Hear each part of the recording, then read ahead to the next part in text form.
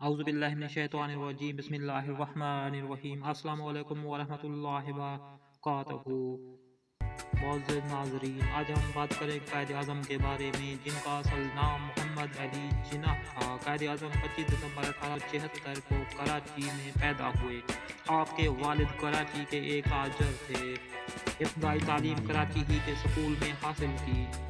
برائے مہربانی اگر آپ میرے چینل پر نئے ہیں تو میرے چینل کو سبسکرائب ضرور کر دیں تاکہ میری آنے والی تمام ویڈیوز کا نوٹیفیکیشن آپ تک بار بار پہنچ سکے۔ آپ بہت ذہین تھے۔ 16 برس کی عمر میں اول درجے میں میٹرک پاس کیا۔ اس کے بعد آپ بیرسٹری کی تعلیم کے لیے انگلستان چلے گئے۔ 1898 میں امتیاز کے ساتھ بیرسٹر بن کر ملک واپس آئے اور کراچی میں وکالت شروع کی، مگر ایک سال بعد ممبئی چلے گئے۔ وہاں انہیں وہ شہرت اور عزت حاصل ہوئی کہ تھوڑے ہی دنوں میں ان کا شمار ہندوستان کے بڑے بڑے بیرسٹروں میں ہونے لگا۔ اس کے ساتھ ہی انہوں نے قومی کاموں میں حصہ لینا شروع کر دیا اور جلد ہی کانگریس کے معزز رکن تسلیم کر لیے گئے۔ اس وقت صرف کانگریس ہی ایسی جماعت تھی جو ہندوستانیوں کے حقوق کے لیے لڑ رہی تھی۔ 1909 میں وہ پہلی مرتبہ مجلس قانون ساز کے ممبر منتخب ہوئے۔ قائد اعظم چاہتے تھے کہ ہندو مسلم مل کر کام کریں، لیکن ہندوؤں کے متعصبانہ خیالات اور عمل نے انہیں مجبور کر دیا کہ وہ اس جماعت کو چھوڑ دیں۔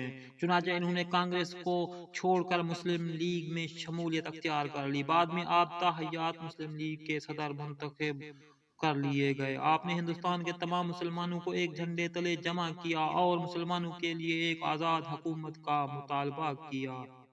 23 مارچ 1940 کو لاہور میں مسلم لیگ کا ایک یادگار اجلاس قائد اعظم کی صدارت میں منعقد ہوا، جس میں یہ قرارداد منظور کی گئی کہ مسلمان ایک الگ قوم ہیں، اس لیے انہیں علیحدہ آزاد مملکت ملنی چاہیے۔ دراصل یہی مطالبہ پاکستان کا مطالبہ کہلاتا ہے۔ ہندوؤں نے مسلمانوں کے اس مطالبے کی مخالفت کی اور مذاق اڑایا، ہزاروں قسم کی رکاوٹیں پیدا کی، لیکن قائد اعظم اپنی دھن کے پکے تھے۔ وہ اپنے ارادے پر پہاڑ کی طرح ڈٹے رہے۔ آخر انگریز کو پاکستان کا مطالبہ قبول کرنا پڑا۔ ہندو بھی مجبوراً راضی ہو گئے اور 14 اگست 1947 کو قائد اعظم نے مسلمانوں کے لیے ایک علیحدہ آزاد ملک حاصل کر لیا۔ یہ ان کی زندگی کا سب سے بڑا کارنامہ ہے۔ آپ پاکستان کے پہلے گورنر جنرل مقرر ہوئے۔ آپ نے ملک اور قوم کے لیے سخت محنت کی، جس سے آپ کی صحت خراب ہو گئی۔ 11 ستمبر 1948 کو آپ انتقال فرما گئے۔